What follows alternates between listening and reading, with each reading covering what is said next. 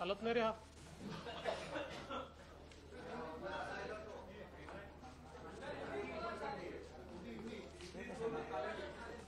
तमिळ पण बोलू शकतो मी.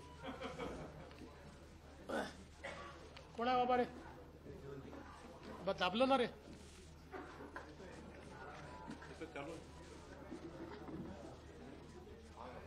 अरे तर हातात घ्यावं लागतं ना. अरे हे चालू करा ना इथे.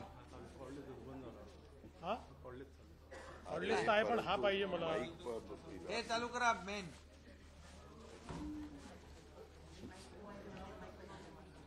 अरे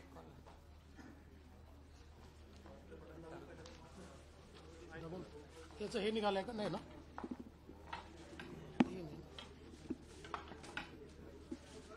बघा काय रे त्याची वायर निघाली. हॅलो चला जाऊ द्या.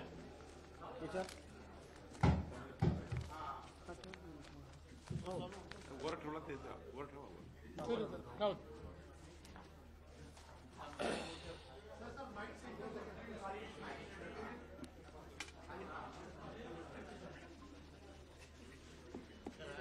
सर्वांचं या पत्रकार परिषदेमध्ये मी स्वागत करतो. महाराष्ट्र विधानमंडळाचं पावसाळी अधिवेशन उद्यापासून सुरू होणार आहे. महायुती सरकारचं हे चौथं अधिवेशन आहे. विशेष अधिवेशन पकडून सध्या राज्यभर सर्वीकडे पाऊस पडतो आहे. बहुतांश ठिकाणी समाधानकारक पाऊस आहे. काही ठिकाणी अतिवृष्टी आहे. काही तालुक्यांमध्ये अजूनही थोडी पावसाची कमतरता आहे. पण बहुतांश ठिकाणी पाऊस चांगल्या प्रकारे पडलेला आहे. पेरण्या देखील अतिशय चांगल्या प्रमाणात होत आहेत. आणि बियाणं खतं वगैरे उपलब्ध असावीत याकरता राज्याची यंत्रणा कामी लागलेली आहे. विशेषतः खतांच्या संदर्भात काही जिल्ह्यातनं तक्रारी आल्या. त्या तक्रारी ॲड्रेस करण्याचं काम देखील चाललेलं आहे. आजच्या या अधिवेशनाच्या पूर्वसंध्येला आम्ही विरोधी पक्षाला चहापानाकरता बोलवलं होतं. परंतु नेहमीच्याच पद्धतीनं विरोधी पक्षाने चहापानावर बहिष्कार टाकला आहे. आणि हा बहिष्कार टाकत असताना त्यांनी एक भलं मोठं पत्र आम्हाला दिलेलं आहे. पत्र मोठं असलं तरी मजकूर मोठा नाही आहे. मागच्या पत्रातले जे मुद्दे आहेत तेच मोठा फॉन्ट त्या ठिकाणी टाकून त्यांनी दिलेले आहेत. एक दोन नवीन विषय फक्त त्याच्यामध्ये मांडलेले आहेत. पण मराठीचा विषय अत्यंत महत्त्वाचा असल्यामुळे मी त्यांच्या निदर्शनास आणून देतो की त्यांच्या पत्रामध्ये व्याकरणाच्या 24 चुका आहेत. पण काही हरकत नाही. बॉम्बे स्कॉटिश वगैरे मध्ये शिकल्यानंतर अशी परिस्थिती येते. आणि आज पत्रकार परिषदेला भास्कर जाधव काही दिसले नाहीत. मागच्या वेळी भास्कररावांची सही होती. आज ती सही पण पत्रावर दिसत नाही. तसं आजच्या सह्या बघितल्या तर 5-3-2 आहेत. म्हणजे उभाटाच्या 5 आहेत, अजून काँग्रेसच्या 3 आहेत आणि शरद पवार साहेबांच्या गटाच्या 2 सह्या आपल्याला पाहायला मिळत आहेत. आज वडेट्टीवार पत्रकार परिषदेत असं म्हणाले की आमच्या कामांना स्थगिती मिळाली. वडेट्टीवारांना अजूनही उद्धव ठाकरेच मुख्यमंत्री आहेत असं वाटतं आहे. त्यामुळे ते स्थगितीच्या संदर्भात बोलले. पण त्याहीपेक्षा आज जितेंद्र आव्हाडांनी बोफोर्सची आठवण काढली. म्हणजे बोफोर्सचा घोटाळा झाला होता हे जितेंद्र आव्हाडांना मान्य असल्यामुळे त्यांनी आज बोफोर्स सारखे घोटाळे चालले आहेत अशा प्रकारे घरचा अहेर हा त्या ठिकाणी दिलेला आहे. आणि मला असं वाटतं की खरं तर कोणतीही कल्पकता, कुठलेही नवीन विषय, कुठलीही लोकाभिमुखता या ठिकाणी आपल्याला पाहायला मिळाली नाही. खरं तर आज आपण सगळे लोक या ठिकाणी जो हिंदीचा विषय आहे, आमच्याकरता तो मराठीचा विषय आहे. कारण राज्यामध्ये आम्ही मराठी अनिवार्य केली आहे, हिंदी ऑप्शनल केली आहे. कुठलीही भारतीय भाषा शिकता येईल अशा प्रकारचा निर्णय आम्ही घेतलेला आहे. पण तरी देखील झोपलेला उठवता येतं, झोपेचं सोंग घेतलेला उठवता येत नाही. आणि म्हणून याचा थोडासा प्रवास हा आपल्या सगळ्यांना समजला पाहिजे असं मला वाटतं. खरं म्हणजे राष्ट्रीय शैक्षणिक धोरण सर्वात आधी कर्नाटकने लागू केलं, मग मध्य प्रदेशने, मग तेलंगणाने आणि मग उत्तर प्रदेशने.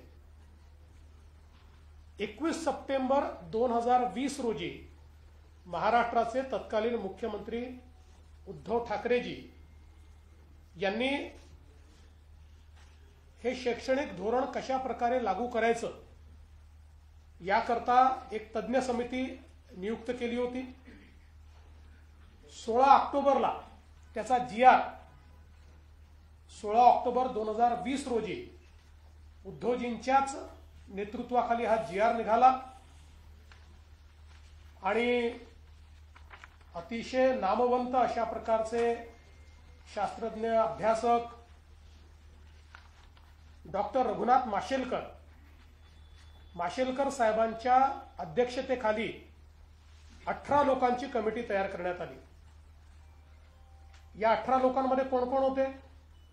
डॉक्टर सुखदेव थोरात, मुंबई विद्यापीठाचे कुलगुरू डॉक्टर सुहास पेडणेकर, SNDT महिला विद्यापीठाच्या कुलगुरू प्राध्यापक शशिकला वंजारी, डॉक्टर बाबासाहेब आंबेडकर मराठवाडा विद्यापीठाचे कुलगुरू डॉक्टर प्रमोद येवले, माजी कुलगुरू मुंबई विद्यापीठ डॉक्टर राजन वेळुकर, नागपूर विद्यापीठ माजी कुलगुरू डॉक्टर विलास सपकाळ, ICTचे माजी कुलगुरू प्राध्यापक GD जाधव, DY पाटील विद्यापीठाचे कुलपती डॉक्टर विजय पाटील, आंतरराष्ट्रीय सल्लागार नितीन पुजार, तंत्र शिक्षण संचालक डॉक्टर अभय वाघ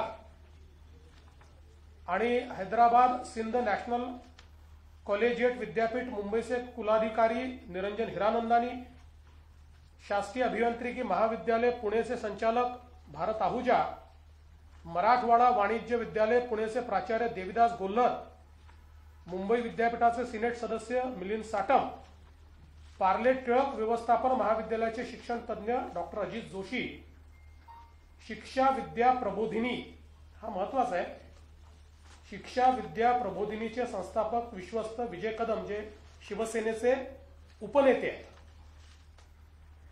आणि शिवसेनेचे म्हणजे उभाटा सेनेचे, आमच्या शिवसेनेचे नाही. आणि उच्च शिक्षण संचालक डॉक्टर धनराज माने अशा 18 लोकांची कमिटी ही या ठिकाणी तयार झाली. आता हे सगळेच मराठी लोक आहेत, नामवंत लोक आहेत, शिक्षण क्षेत्र समजणारे लोक आहेत. अशा लोकांची एक अतिशय चांगली समिती उद्धवजींनी तयार केली. 14 सप्टेंबर 2021ला या समितीने उद्धव ठाकरे साहेबांना 101 पानाचा अहवाल सादर केला. त्याचं जे DGIPRचं ट्विट आहे तेही माझ्याकडे आहे, हे आपण सगळे बघू शकता. तो अहवाल स्वीकारताना उद्धवजी दिसत आहेत, बरेच लोक दिसत आहेत, माननीय संपादकही उपस्थित होते पण फोटोत दिसत नाही आहेत. आणि हा ट्विट त्या ठिकाणी करण्यात आलेला आहे.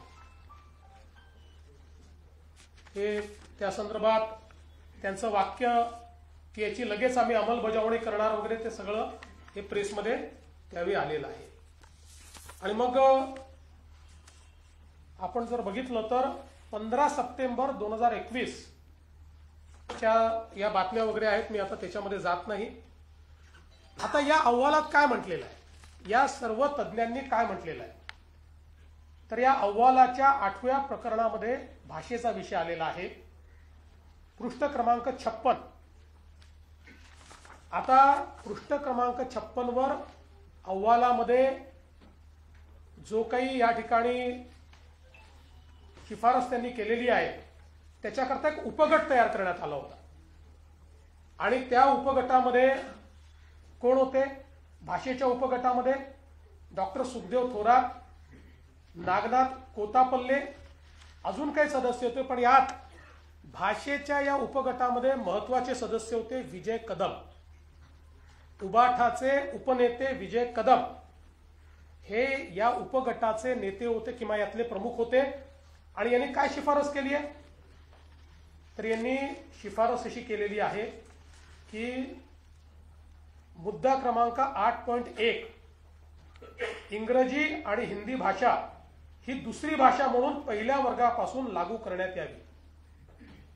1ली ते 12वी असे 12 वर्ष विद्यार्थी इंग्रजी शिकतील तर त्याला इंग्रजी भाषेची जाण येईल आणि आवश्यक पुस्तके वाचता येतील. अभियांत्रिकी, वैद्यकीय आणि अन्य तांत्रिक व्यावसायिक अभ्यासक्रमांसाठी ते सज्ज असतील. उच्च शिक्षण संस्थांमधून मराठी शिकवण्याला प्राधान्य द्यावेच लागेल, पण त्याच वेळी इंग्रजी आणि हिंदी ही दुसरी भाषा पहिल्या वर्गापासून ते 12वी पर्यंत सक्तीची करण्यात यावी. आवश्यकता भासत असेल तर महाविद्यालयीन शिक्षणाच्या 3 किंवा 4 चौथ्या वर्षाच्या पदवी अभ्यासक्रमामध्येही हिंदी सक्तीची करावी. आता कोणी म्हटलंय? उद्धवजींनी तयार केलेल्या समितीमध्ये ज्यात उबाठा सेनेचे उपनेते हे सदस्य आहेत त्यांनी केलेली ही शिफारस आहे. खरं म्हणजे हे रिकमेंडेशन आता इंग्रजीमध्येही आहे, ते पुन्हा मी वाचून दाखवत नाही. आता आपण जर बघितलं तर 14 सप्टेंबर 2021 रोजी हा अहवाल सादर झाल्यानंतर तो मंत्रिमंडळापुढे आला आणि 7 जानेवारी 2022ला त्याचं इतिवृत्त कायम झालं. आपल्याला पाहिजे असेल तर त्या इतिवृत्ताची कॉपी देखील मी दाखवतो. सही आपण ओळखता उद्धवजींची म्हणून मी तुम्हाला दाखवत होती.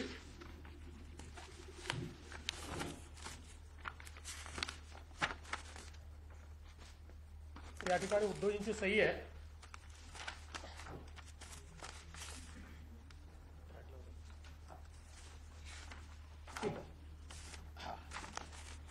मुख्यमंत्री उद्धव ठाकरेंची सही आहे कॅबिनेट निर्णयावर. मिनिट्सवर म्हणजे कन्फर्म झालेली आहेत मिनिट्स की त्यांची उद्धवजींची सही याच्यावर आहे. त्यामुळे याच्यामध्ये कुठेही हा अहवाल स्वीकारताना त्रिभाषा सूत्र बाजूला ठेवा, हे आम्हाला मान्य नाही, याच्यावर निर्णय केलेला नाही, असं काहीच म्हटलेलं नाही. उलट जी अकॅडमिक बँक ऑफ क्रेडिट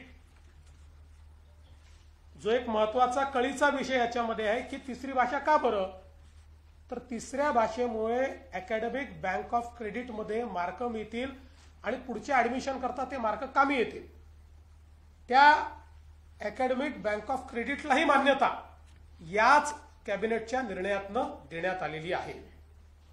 आणि म्हणून आपण जर बघितलं तर या ठिकाणी माशेलकर समितीचा अहवाल आणि त्यावरचे निर्णय हे याकरता सांगतो. काही लोक म्हणतात आम्ही निर्णय घेतला नाही, आम्ही नुसता अहवाल स्वीकार नाही. या ठिकाणी मंत्रिमंडळाच्या बैठकीमध्ये हा विषय घेऊन त्याला मान्यता दिली आणि मग त्याच्यावर कमिटी काय तयार केली, याच्या इम्प्लिमेंटेशन करता नियम बनवायची कमिटी आहे. अहवाल स्वीकारलेला फक्त आता आणि मग ती जी कमिटी झाली त्याच कमिटीने काम करत करत करत आमचे GR निघालेले आहेत.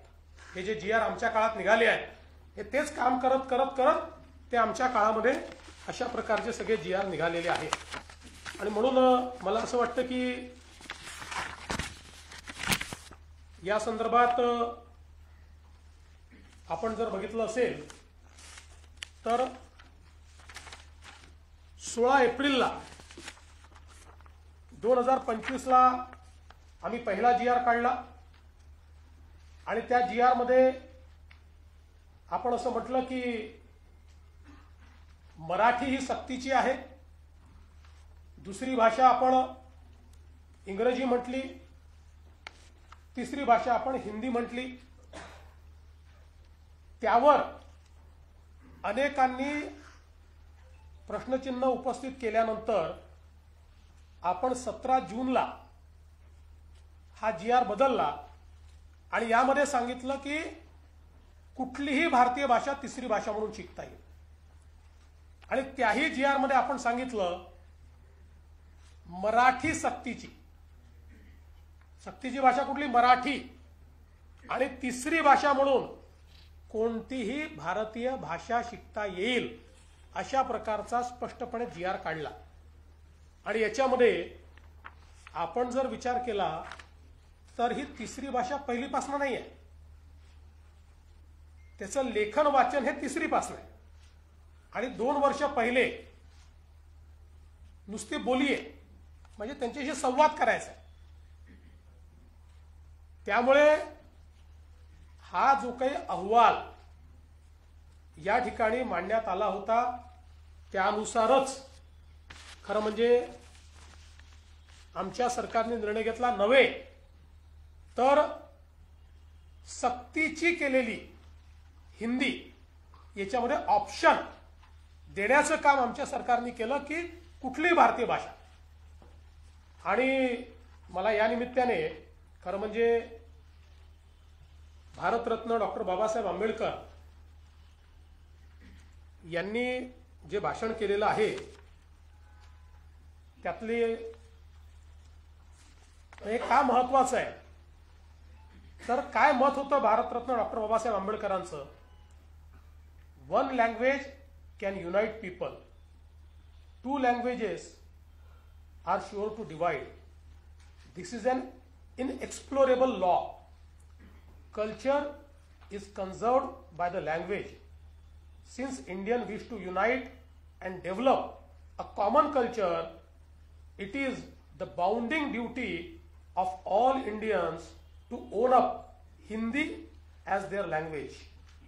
An Indian who does not accept this proposal as a part and parcel of linguistic state has no right to be Indian. He may be 100% Maharashtrian, Tamilian और गुजराती. पुढे त्यांनी असं म्हटलेलं आहे की आपली मातृभाषा ही शिकलीच पाहिजे पण त्यासोबत हिंदी देखील शिकली पाहिजे. हे भारतरत्न डॉक्टर बाबासाहेब आंबेडकरांचं दिलेलं भाषण आहे. तथापि आज ज्या प्रकारे नेहमीच्या पद्धतीनं आपणच निर्णय घ्यायचे, बरं या मंत्रिमंडळामध्ये त्यावेळेची संपूर्ण शिवसेना होती, उद्धवजी त्याचे प्रमुख होते, शरद पवार साहेबांची पार्टी पूर्णपणे त्या ठिकाणी होती आणि काँग्रेस पार्टी पण होती. या सगळ्यांनी मिळून याला मान्यता दिली, आम्हीच नव्हतो. पण ठीक आहे, आमचा काही त्याला विरोध नाही आहे. पण सगळ्यांनी, कारण माशेलकर साहेबांसारखे, सुखदेव थोरात साहेबांसारखे अभ्यासक ज्यावेळेस एखादा रिपोर्ट देत आहेत आणि तो जर स्वीकारला होता तर चूक काय आहे. पण नेहमीच्या पद्धतीनं सत्तेत असलं की वेगळं बोलायचं, सत्तेतनं बाहेर आलं की वेगळं बोलायचं, सत्तेत असलं की रिफायनरीला विरोध करायचा, सत्तेच्या बाहेर असलं की रिफायनरीला विरोध करायचा, पुन्हा सत्तेत आलं की पत्र पाठवायचं केंद्र सरकारला आमच्याकडे रिफायनरी करा. ही जी पद्धत आहे याच्यामध्ये केवळ विरोधाला विरोध अशा प्रकारची पद्धती दिसते. त्यामुळे खरं तर पहिला प्रश्न म्हणजे या सगळ्या प्रक्रियेत राज ठाकरे नव्हते, कारण त्यांचं मंत्रिमंडळातही नव्हता, अपोजिशनलाही कोणी नव्हता. मला तर असं वाटतं की पहिला प्रश्न राज ठाकरेंनी उद्धव ठाकरेंना विचारला पाहिजे की तुम्हीच जर याला मान्यता दिली तर आता कुठल्या तोंडानं आंदोलन करायला निघालात, हा प्रश्न विचारला पाहिजे. पण आम्ही ही भूमिका ज्या दिवशी दुसरा जी आर काढला त्या दिवशी आम्ही भूमिका मांडली की आम्ही सक्तीची करणार आहे. आम्हाला अशा प्रकारचे जे विषय आहे हे विषय सर्वानुमते करून घ्यायचे आहे. आणि म्हणून आम्ही त्या दिवशी सांगितलं की दादा भुसे सगळ्यांची चर्चा करतील, आमचे मंत्री महोदय सगळ्यांचं म्हणणं ऐकून घेतील आणि सगळ्यांसमोर वस्तुस्थिती देखील ठेवतील. कारण अकॅडमिक बँक ऑफ क्रेडिटमध्ये तिसरी भाषा शिकली नाही तर आमच्या मराठी मुलांना तिथे मार्क मिळणार नाही. पण इतर मीडियमचे जे लोक आहेत, इंग्रजी मीडियमचा जो आहे त्याला त्या ठिकाणी मराठी ही कंपल्सरीच आहे, अनिवार्य आहे. गुजराती मीडियम वाल्याला त्या ठिकाणी मराठी आणि इंग्रजी ही अनिवार्यच आहे. त्यामुळे त्यांना 3 भाषा सूत्राचा फायदा मिळून अकॅडमिक बँक ऑफ क्रेडिटमध्ये क्रेडिट मिळतील आणि आपल्या मराठी मुलांना मात्र ते मिळणार नाहीत. आणि मग या अकॅडमिक बँक ऑफ क्रेडिटच्या माध्यमातून उद्या ज्यावेळेस त्यांच्या प्रवेशाचा विषय येईल त्यावेळी आमचे मराठी मुलं नेमके तिथे मागे पडतील. आणि म्हणून या ही सगळी वस्तुस्थिती सगळ्या नेत्यांसमोर मांडावी, अभ्यासकांसमोर मांडावी. काही नवीन नेते देखील तयार झालेले आहेत, त्यांच्या समोर ती मांडावी आणि त्यानंतर एक सांगोपांग अशा प्रकारचा निर्णय घ्यावा. या दृष्टीनं आम्ही दादा भुसेंना सांगितलं. दादा भुसेंनी काही लोकांशी संपर्क देखील सुरू केलाय.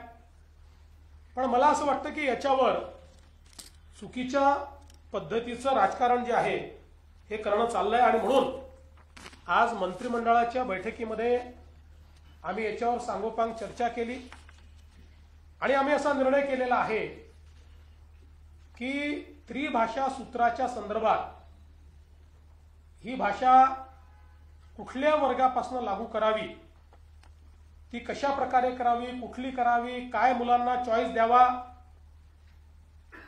याचा निर्णय करण्याकरता राज्य सरकारच्या वतीनं डॉक्टर नरेंद्र जाधव यांच्या नेतृत्वात एक कमिटी तयार करण्यात येईल. आपण सगळे जाणता डॉक्टर नरेंद्र जाधव साहेब प्लॅनिंग कमिशनचे मेंबर होते, कुलगुरू होते, शिक्षण तज्ज्ञ म्हणून त्यांना आपण ओळखतो. त्यामुळे त्यांच्या नेतृत्वामध्ये एक समिती या ठिकाणी तयार केली जाईल. त्यात काही सदस्य अजून असतील, त्यांची नावं लवकरच घोषित केली जातील. आणि या समितीचा रिपोर्ट आल्यानंतरच त्रिभाषा सूत्र त्या रिपोर्टच्या आधारावर या ठिकाणी लागू केलं जाईल. आणि म्हणून 16 एप्रिल 2025 आणि 17 जून 2025 हे दोन्ही शासन निर्णय आम्ही रद्द करण्याचा निर्णय घेतलेला आहे. हे दोन्ही शासन निर्णय या ठिकाणी रद्द आम्ही करतो आणि ही नव्याने समिती तयार करतो. ही समिती त्रिभाषा सूत्राच्या संदर्भातलं सगळं सूत्र माशेलकर कमिटीच्या अहवालाचा अभ्यास करेल. ज्या लोकांचं याच्यावर दुमत आहे त्यांचंही म्हणणं ऐकून घेईल आणि त्यानंतर आपल्या विद्यार्थ्यांच्या हिताचा काय निर्णय आहे तो निर्णय या कमिटीच्या माध्यमातून येईल आणि मग तो राज्य सरकार स्वीकारेल आणि त्यानुसार पुढची कारवाई केली जाईल. अशा प्रकारचा निर्णय आज आम्ही मंत्रिमंडळामध्ये घेतलेला आहे. आमच्याकरता मराठी आणि मराठी मुलगा किंवा विद्यार्थी हा महत्वाचा आहे. आमची नीती मराठी केंद्रित असेल. आमची नीती ही मराठी, आमचा जो विद्यार्थी आहे त्या विद्यार्थी केंद्रित अशा प्रकारची आमची नीती असेल. याच्यामध्ये आम्हाला कुठल्याही प्रकारचं राजकारण जे आहे ते राजकारण करायचं नाही आहे. खरं म्हणजे उद्यापासून जे काही अधिवेशन सुरू होणार आहे या अधिवेशनामध्ये एकूण 12 विधेयके आम्ही प्रस्तावित केलेली आहेत आणि संयुक्त समितीकडे पाठवलेलं एक जे जनसुरक्षेचं विधेयक आहे ते आता कमिटीने त्याचा रिपोर्ट दिलेला आहे आणि अतिशय सांगोपांग चर्चा करून एकमताने तो रिपोर्ट आलेला आहे.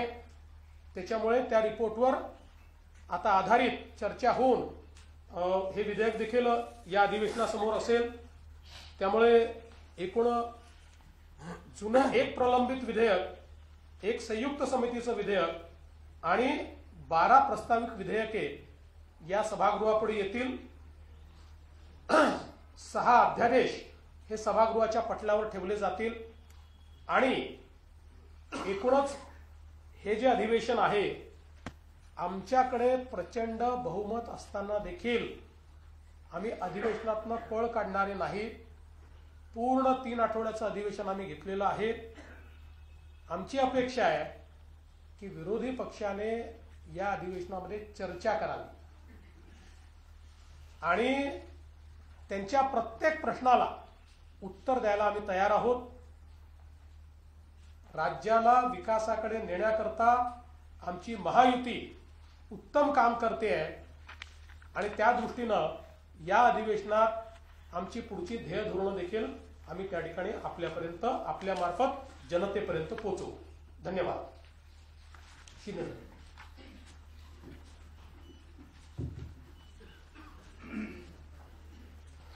सर्व पत्रकारांचं स्वागत.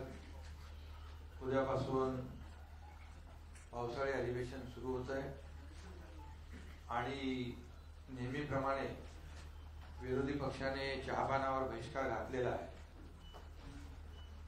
जनतेच्या प्रश्नावर त्यांना सभागृहामध्ये काय बोलायचंच नसतं, पायऱ्यांवरच बोलायचं असतं आणि त्यामुळे निवडणुकीत झालेल्या विधानसभेच्या जनतेनेच त्यांच्यावर बहिष्कार टाकला आणि महायुतीला लँडस्लाईड मॅन्डेट दिलं.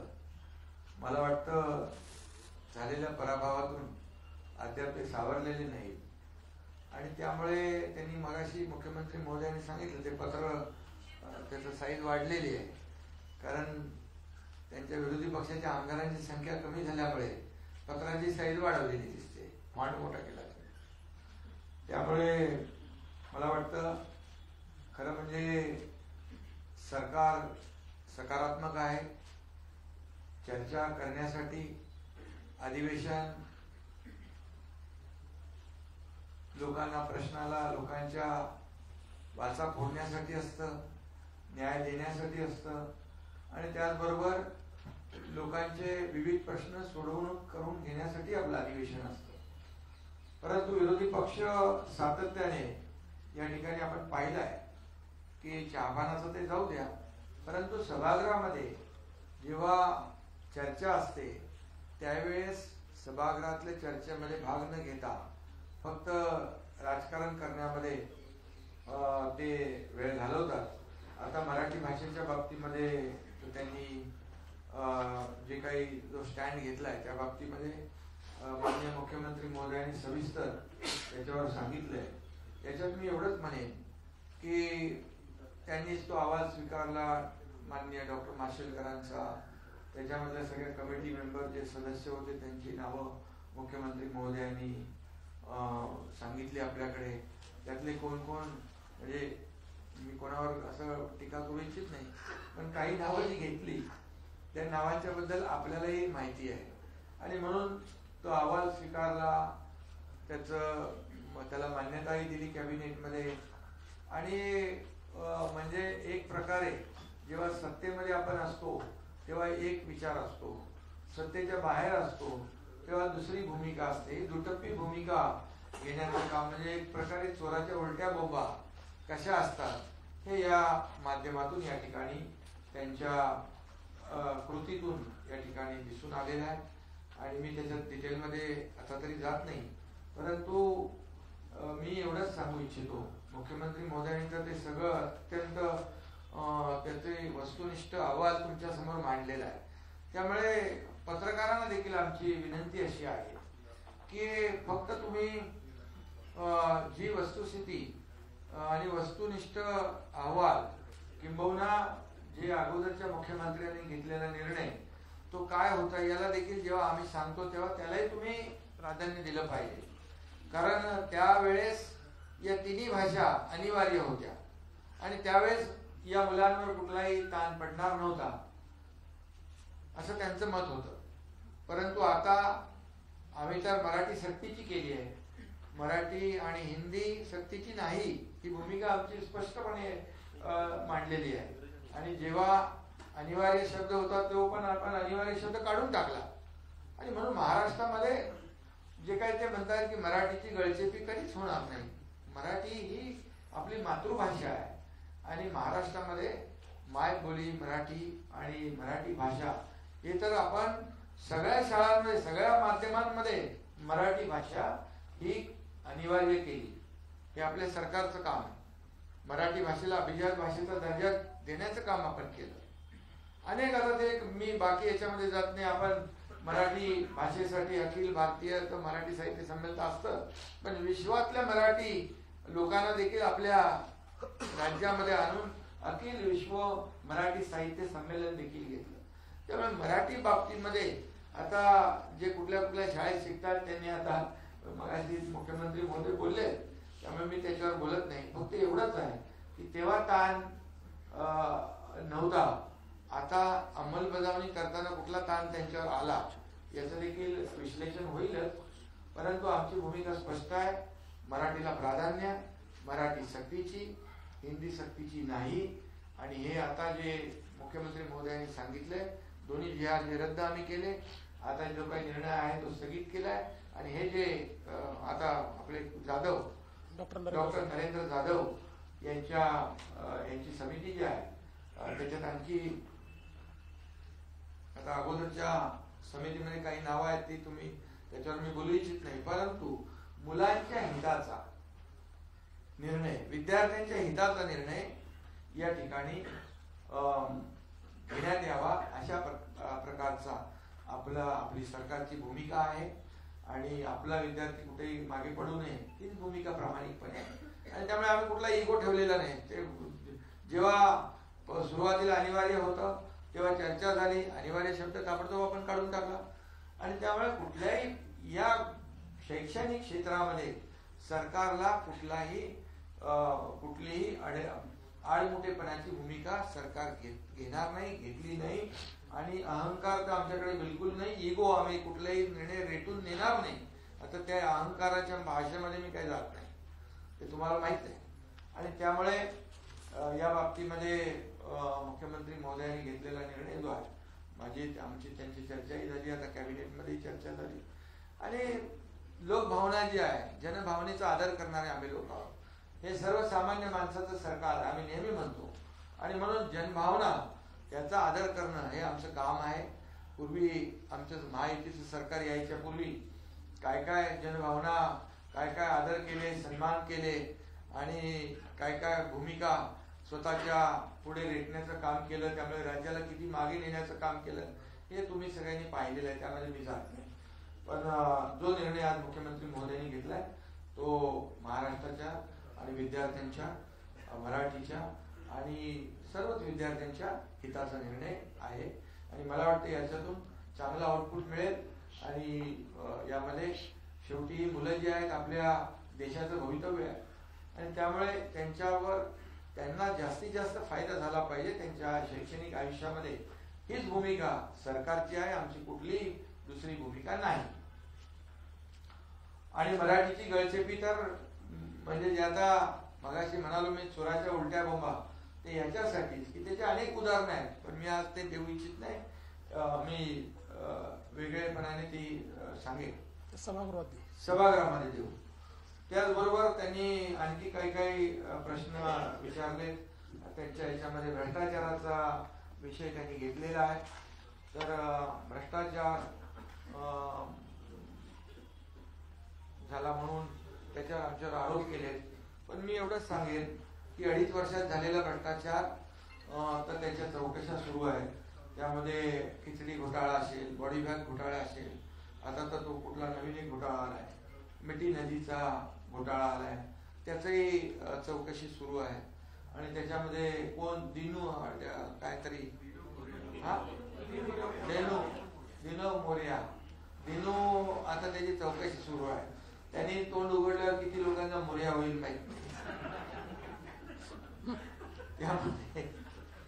त्यामुळे बघा, आम्ही कुठल्याही सूड भावनेने काम कुठलं करतोय का? बिलकुल नाही. पण जे झालेलं आहे, ज्या घटना घडलेल्या आहेत, जो भ्रष्टाचार झालेला आहे रस्त्यांमध्ये वगैरे, तो तर समोर त्यांनीच आणला ना. आम्ही एकदा रस्ते, जेव्हा मी मुख्यमंत्री होता, आम्ही दोघांनीच तो निर्णय घेतला ना आपण आयुक्तांना बोलून, की का बाबा दरवेळी पावसाळ्यामध्ये खड्ड्यातून प्रवास करावा लागतो, अपघात होतात, बळी जातात, का कॉन्क्रीटचे रस्ते करत नाही? मग आम्ही निर्णय घेतला 2 फेजमध्ये. आता फेजमध्ये निर्णय घेतल्यानंतर दरवर्षी जे खड्डे भरण्याचं, काळ्याचं डांबराचं पांढऱ्याचं काळं करण्याचा रस्ता बंद झाला. त्यामुळे ऑडिट सुरू झालं, हे झालं, मग ते बिलो अभाव, आम्हाला तर काय माहीतच नाही बाबा ते. परंतु त्यांच्यामध्ये ते एक्सपर्ट आहेत आणि त्यामुळे या सगळ्या ह्याच्यातून जी काही चौकशी आहे आणि ते जे काही सत्य आहे ते सत्य बाहेर येईल. त्यानंतर त्यांनी बाकी त्याच्यामध्ये आणखी बरेचसे काही काही आरोप केलेले आहेत. पीक विमा वगैरे, त्याच्यामध्ये मी काही जात नाहीये. पीक विमा योजना जी आहे ते उलट शेतकऱ्यांच्या, म्हणजे कंपन्यांना फायदा होऊ नये, शेतकऱ्यांना फायदा व्हावा म्हणून आपण ती योजना जी आहे ती योजनेचं स्वरूप बदललंय. त्याच्यामध्ये पण त्यांनी काही हे घेतलेलं आहे. पूर्वी ते म्हणाले सौर विजेच्या बिलाबद्दल पण त्यांनी आरोप केलेला आहे. पण मी मुख्यमंत्री महोदयांना धन्यवाद देईन की आतापर्यंतच्या इतिहासामध्ये विजेचं बिल कमी झालेलं कधी आपण पाहिलं नाही. पण आमच्या महायुतीच्या सरकारमध्ये देखील आपण किती 7.5 HP पर्यंत कृषी पंपाला मोफत केलं. ते आजही मोफत आहे. आणि आता देखील 10% पर्यंत आपलं बिल कमी होत आहे सर्वसामान्य लोकांचं, आणि ते टप्प्याटप्प्याने आणखी कमी होईल. म्हणजे इतिहासामध्ये पहिल्यांदा विजेचं बिल कमी करण्याचा, कमी होण्याचा प्रकार आणि निर्णय पहिल्यांदा झाला. यापूर्वीच्या मला आठवत आहे, काँग्रेसच्या सरकारने निवडणुकीच्या आधी म्हणाले वीज बिल माफ करू, पण जसे सरकारमध्ये आल्यानंतर वीज बिलं गेली, म्हणाले प्रिंटिंग मिस्टेक झालं. आम्ही प्रिंटिंग मिस्टेक म्हणणारे नाही. ज्या आम्ही योजना जाहीर केलेल्या आहेत, ज्या योजना आम्ही घोषित केलेल्या आहेत, लाडकी बहीण योजना असू द्या, नाही तर आणखी ज्या योजना आहेत त्या टप्प्याटप्प्याने सगळ्या पूर्ण. तेव्हा मला वाटतं मुख्यमंत्री सुशील कुमार शिंदे तर आठवण करून दिली मी. त्यामुळे आम्ही प्रिंटिंग मिस्टेक म्हणणारे नाही आणि निवडणुकीमध्ये आश्वासन द्यायची असतात, पाळायची कुठे असतात असं म्हणणारेही नाही. त्यामुळे तो एक विषय मी या ठिकाणी सांगू इच्छितो. बोगस बियाणे वगैरे ते काय, त्याच्यावर कारवाई आम्ही करतोच आहे. आणि त्यामध्ये आजच आम्ही शेतकऱ्यांसाठी कृषी संजीवनी प्रकल्प नानाजी देशमुख किती 6,000 कोटीला आपण मान्यता आजच दिली. टप्पा 2 शेतकऱ्यांसाठी महायुती सरकारने गेल्या 3 वर्षामध्ये जवळपास 45,000 कोटी रुपये च्या योजना आपण शेतकऱ्यांसाठी केल्या. 15-16,000 कोटी रुपये आपण अतिवृष्टी, अवकाळी आणि गारपिटीच्या नुकसान भरपाई पोटी दिले. त्यामुळे शेतकऱ्यांना काय दिलं, शेतकरी सन्मान योजना आपण केली. प्रधानमंत्री महोदय 6,000 केंद्राचे आणि आपले पण 6,000 असे 12,000 रुपये शेतकऱ्यांना देखील वर्षाकाठी या ठिकाणी देण्याचा निर्णय देखील आपल्या सरकारने घेतलेला आहे. आणि त्यामुळे मला वाटतं त्यांच्या या कुठल्याही आरोपाला काही हे नाहीये, म्हणजे काय बेस नाहीये. त्यामुळे आम्ही जे काही निर्णय घेतोय ते निर्णय या महाराष्ट्रातल्या जनतेच्या हिताचे घेतोय. आमची 2.5 वर्षाची पहिली इनिंग होती, तेव्हा जे आम्ही टेक ऑफ घेतलं होतं तो वेग अद्याप अजूनही तसाच ठेवलाय, वाढवलाय. मुख्यमंत्री महोदयांनी 100 दिवसाचा कृती आराखडा सुरू केला. त्या कृती आराखड्यामध्ये सगळ्या बऱ्याचशा कलेक्टर, जिल्हाधिकारी, महापालिका आयुक्त, सीओ यांनी चांगलं काम केलं. याचं कारण एवढंच की सर्वसामान्य माणसाला न्याय मिळाला पाहिजे. सर्वसामान्य माणसाला त्याच्या तालुक्यात, जिल्ह्यात न्याय मिळाला पाहिजे. तो मंत्रालयापर्यंत येता कामा नये. त्यानंतर 150 दिवसाचा आता कार्यक्रम आपण कृती आराखडा जाहीर केलाय. कालच आपलं मास ट्राईडचं लोकार्पण झालं नागपूरमध्ये. कुठलाही जिल्हा कुठेही इतर जिल्ह्यांपेक्षा मागे राहू नये यासाठी महास्ट्राईड हे त्याचं लोकार्पण झालं. आपण वर्ल्ड बँकेसोबत या ठिकाणी त्यांच्यासोबत राज्य सरकार एकत्र काम करतंय आणि प्रत्येक जिल्ह्याला समान न्याय, म्हणजे तुम्हाला विकासाचं सांगतोय. आता 2.5 वर्षापूर्वी तर तुम्हाला माहिती आहे, 2.5 म्हणजे माझ्या 2.5 वर्षापूर्वीच, आता माझे 2.5 वर्ष झाला. त्यामुळे जसे स्पीड ब्रेकर वगैरे होते ते सगळे आम्ही काढून टाकले. मी सांगतो ना, म्हणजे विकासाला ज्या योजना चांगल्या आहेत त्या आम्ही कॅरी फॉरवर्ड केल्या. परंतु 2014ला देवेंद्रजी मुख्यमंत्री होते तेव्हा शेतकऱ्यांच्या जलयुक्त शिवार योजना कोणी बंद केल्या? मराठवाडा वॉटर ग्रीड कोणी पासनात बांधलं? ते मुख्यमंत्री आम्ही झाल्यानंतर पुन्हा आमच्या टीमने सुरू केलं. त्यामुळे सांगण्याचं तात्पर्य आहे, विकास याला चालना देणं. बाकी तर तुम्हाला माहिती आहे, बाकी मी अटल सेतू, कोस्टल रोड, समृद्धी हायवे याच्यात जातच नाही मी. ही तर कामं समोर आहेत तुमच्या, म्हणून तर आम्हाला, आणि लोकाभिमुख कल्याणकारी योजना म्हणून तर लोकांनी लँडस्लाईड मॅन्डेट दिलं महाराष्ट्रातल्या. त्याने दुसरं म्हटलंय की इथं बरं ते स्टार्टअप बिटअप मध्ये काय मी जात नाही, खूप म्हणजे महाराष्ट्र GDP नंबर 1 आहे, FDI मध्ये नंबर 1 आहे, स्टार्टअप मध्ये नंबर 1 आहे, विकासामध्ये पुढे आहे. किती आता 20 लाख कोटी झाले आपल्या दोघांचे मिळून 20 लाख कोटी MOU दावोस मध्ये झाले. कधी झाले होते? आणि नुसते MOU नाही केले, कन्व्हर्जन त्याचं 70 to 80% आहे. याचा अभिमान आहे आम्हाला. आणि म्हणून मोदीजी पण ज्या पद्धतीने देशाचं जे काय ते 2047 जे विजन आहे त्यांचं 2047चं विकसित भारताचं, त्या ह्याच्यामध्ये महाराष्ट्राचं $1 ट्रिलियन जे गोल आहे ते एक वर नाही राहणार, ते वाढणार आहे. म्हणजे महाराष्ट्राचं कॉन्ट्रीब्युशन पण आपल्या प्रधानमंत्र्यांचं जे विकसित भारत 2047चं स्वप्न आहे त्याला सपोर्ट करणार आहे. म्हणून मुख्यमंत्र्यांनी 3 टप्पे केले, 2030, 2035 आणि 2047. आणि त्यामुळे त्या वेगाने आपण पुढे जातोय. आणि म्हणून विकास आम्ही चालना देणारं आमचं सरकार आहे. सर्वसामान्य माणसाला न्याय देणारं सरकार आहे. गोरगरिबांच्या जीवनामध्ये बदल घडवणारं सरकार आहे. आणि त्यामुळे ते म्हणाले की विरोधी पक्ष नेता तुम्ही दिला नाही, की आमचा गळा घोटला लोकशाहीमध्ये गळा घोटला. अरे पण विरोधी पक्ष नेता बनायला ते विरोधी पक्ष कुठं आहे? विरोधी गट आहे, ते तुकडे तुकडे गँग आहे. ते कसं काय त्याला विरोधी पक्ष देणार? आणि यामध्ये लोकांनीच त्यांना तेवढं संख्याबळ दिलं नाही. त्यामुळे त्याच्यामध्ये आमची चूक नाहीये. महाराष्ट्रातल्या जनतेने त्यांना तेवढ्या संख्याबळावर ठेवलेला आहे. आणि त्यामुळे नक्कीच त्यांची जी लोकशाहीचा गळा घोटण्याचं जे काही त्यांचं म्हणणं आहे त्याच्यामध्ये काही तथ्य नाही. फक्त मी एवढंच सांगतो की विरोधी पक्षाचं काम आम्ही मानतो, सत्ताधारी आणि विरोधी पक्ष ही रथाची 2 चाकं आहेत, पण ते कधी आमच्या चांगल्या कामाला चांगलं म्हणतच नाही. त्यामुळे सातत्याने टीका करणं, आरोप करणं एवढंच त्यांना माहित आहे. पण आमची इच्छा आहे, जसं मुख्यमंत्री म्हणाले की सभागृहामध्ये प्रत्येक विषयावर चर्चा करण्याची आमची तयारी आहे. सभागृहामध्ये तुम्ही प्रश्न मांडा, या महाराष्ट्राच्या हिताचे प्रश्न मांडा. सरकारने चांगलं काम केलं तर चांगलं म्हणा, वाईट काम केलं तर तुम्ही सूचना करा. आम्ही सगळ्याला तयार आहोत.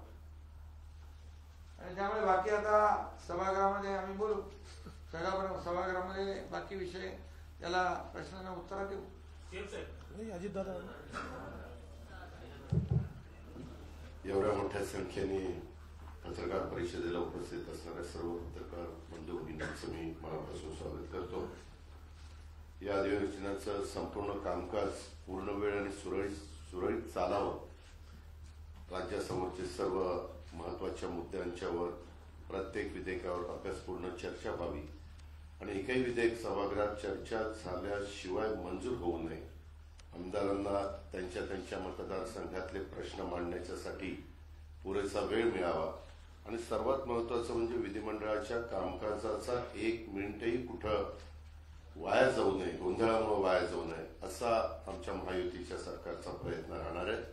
आणि त्याच्यामुळे मुख्यमंत्र्यांनी सांगितलं तसं 3 आठवड्याचं अधिवेशन हे पावसाळी अधिवेशन आपण घेतलेलं आहे. उद्याच पुरवणी मागण्या सादर केल्या जाणार आहेत. त्याच्याबद्दलची मान्यता आत्ताच कॅबिनेटनी सादर करण्याच्या करता दिलेली आहे.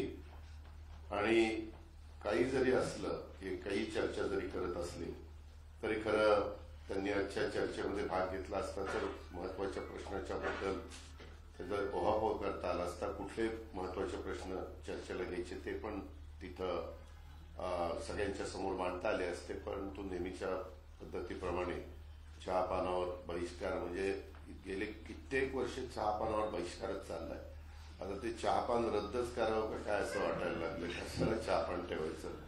आमचं आम्ही येऊ, चहा पाणी घेऊ, कॅबिनेट करू, पत्रकारांशी बोलू आणि निघून जाऊ असंच मनात यायला लागलेलं आहे. तसं होणार नाही. त्यांनी जर प्रतिसाद दिला तर जरूर चर्चा करण्याच्या करता लोकशाहीमध्ये चर्चा करून निर्णय घेणे हे खूप महत्वाचं असतं. आणि त्या प्रकारेच हे महायुतीचं सरकार काम करत राहणार आहे. बाकीच्या सगळ्या महत्वाच्या प्रश्नाच्या संदर्भात दोघंही महोदयांनी आपल्या सगळ्यांच्या समोर गोष्टी मांडलेल्या आहेत. एकंदरीतच आता रद्दच निर्णय तो GR करण्यात आलेला असल्यामुळं कारण नसताना आता मुंबईतल्या मराठी माणसाला वेटीस धरून मोर्चा काढायचं काही कारण नाही. आता तो मोर्चा रद्द करण्यात यावा असं आव्हान मी त्यांना, हो ना, ज्या कारणाकरता मोर्चा होता ते रद्दच झाले ना बाबा. मग कशाला वेटीस धरायचं. तुम्हाला त्रास सगळ्यांना, हे कुठं चाललं ते कुठं चाललं. त्याच्यामुळे हा आला का तो गेला का, कुणाचा झेंडा नाही काही नाही, त्याच्यामुळे ते तसं रद्द करून टाकावं. झेंडा नाही त्यामुळे माणसं कळणार नाही. दुसरं एक, आजच मुख्यमंत्र्यांनी सूचना केलेली होती. आज जवळपास 3600 कोटी रुपये आमच्या लाडक्या बहिणींच्या करता या महिन्याचे आम्ही DBTवर पाठवलेले आहेत. उद्या त्यांच्या अकाउंटला ते पैसे मिळतील आणि तोही एक महत्वाचा निर्णय आज झालेला आहे.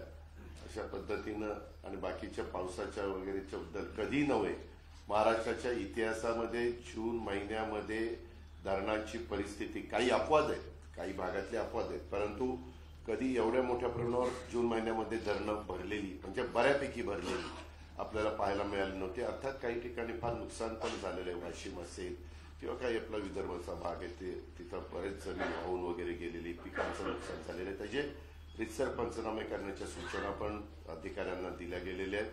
आणि त्याच्यामध्ये नेहमीच सरकार बळीराजाच्या पाठीशी उभं राहण्याचं काम करत असतं. इथून पुढेही ते करत राहील आणि त्यांना पुन्हा कसं आपल्याला उभं करता येईल ह्याबद्दलचं संपूर्ण नियोजन हे महायुतीच्या सरकारने केलेलं आहे. आणि अधिवेशनामध्ये ज्या ज्या गोष्टीचे प्रश्न ते उपस्थित करतील विरोधक संख्येने जरी कमी असले तरी त्यांना विचारलेल्या प्रश्नाला समर्पकपणे उत्तरं देणं आणि कारण नसताना कुठला तरी गैरसमज लोकांच्या मध्ये होऊन न देणं. बऱ्याचदा विरोधक फेक नरेटिव्ह सेट करण्याचा प्रयत्न करत असतात. तसं काही कारण नाही. त्याला आम्ही अतिशय व्यवस्थितपणे उत्तर देऊ. प्रत्येक प्रश्नाला उत्तर महायुतीच्या सरकारकडे आहे. त्याच्यामध्ये केंद्राची मदत आम्हाला होती, पंतप्रधानांची आणि त्यांच्या मंत्रिमंडळाची, राज्यातल्या पण सर्व सहकाऱ्यांची मदत होते. या प्रकारे हे अधिवेशन व्यवस्थितपणे पार पाडलं जाईल ही खात्री मी आपल्याला देतो. थांबतो. धन्यवाद. एका वेळी एकाने विचारलं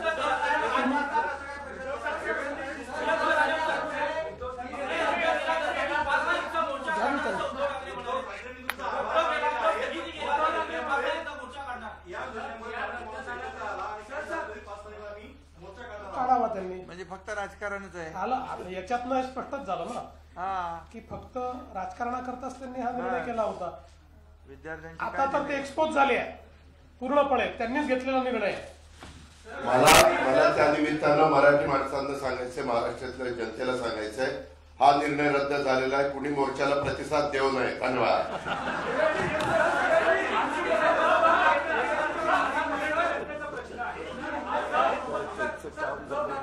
आभार मानले की मुख्यमंत्र्यांना मराठीची गळचेपी करायची होती म्हणून आता आम्ही सगळे एकवटलेले आहोत. त्यांनी तुमचे आभार मानले.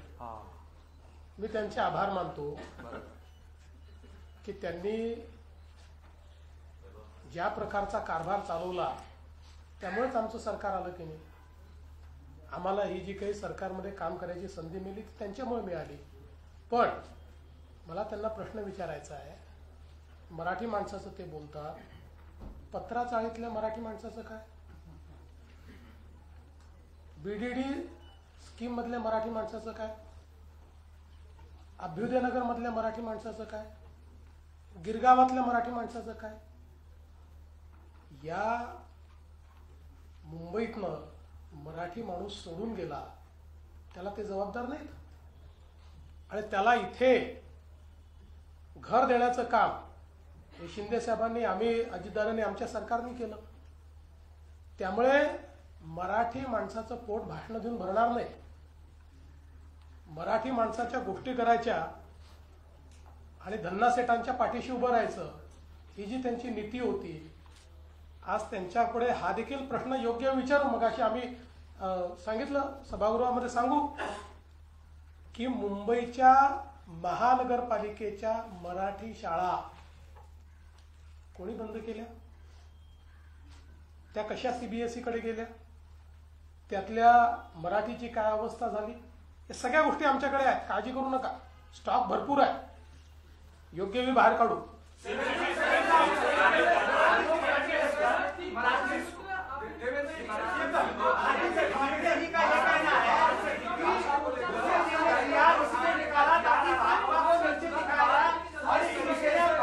देखिए, ये जो 3 भाषा का सूत्र है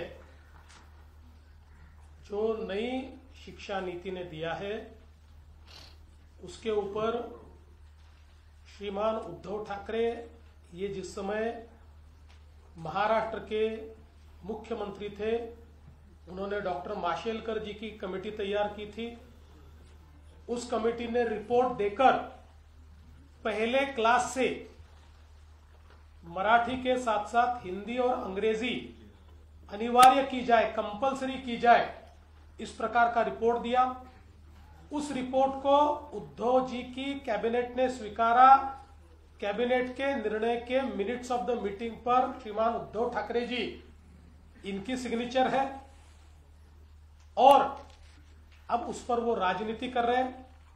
हमने ये बार बार बताया कि मराठी अनिवार्य है और कोई भी भारतीय भाषा आप सीख सकते हो, किंतु इनका विरोध हिंदी को है, इनका विरोध हिंदी भाषा को है.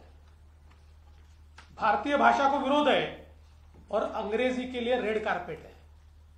इनको अंग्रेजी चलती है लेकिन हिंदी नहीं चलती. और हमने जो निर्णय किया था उसमें कोई भी भारतीय भाषा आप सीख सकते हो, ऐसा निर्णय किया था. अब वो कौन से क्लास से लागू करना चाहिए, इसके ऊपर कुछ मतांतर है. इसलिए हमने ये निर्णय किया है कि हम लोग डॉक्टर नरेंद्र जाधव, इनकी एक कमेटी तैयार कर रहे हैं. ये कमेटी इसके ऊपर जो माशेलकर कमेटी का रिपोर्ट है, अलग अलग लोगों का जो कहना है, उसके ऊपर निर्णय करेगी और उसके बाद हम त्रिभाषा सूत्र उस अनुसार लागू करेंगे. और तब तक जो 2 निर्णय हमने लिए थे उनको हमने खारिज किया. इनिशियली त्यांच्याशी जी चर्चा झाली, त्यांनी 3 महिन्याचा वेळ मागितला.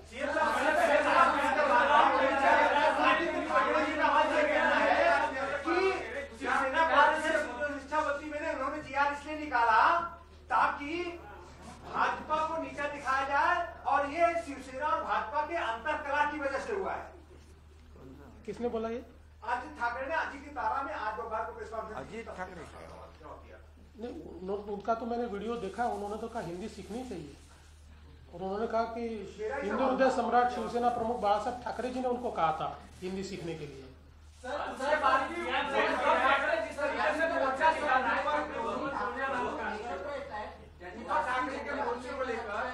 माझ्या शुभेच्छा आहेत, त्यांनी एकत्र राहावं.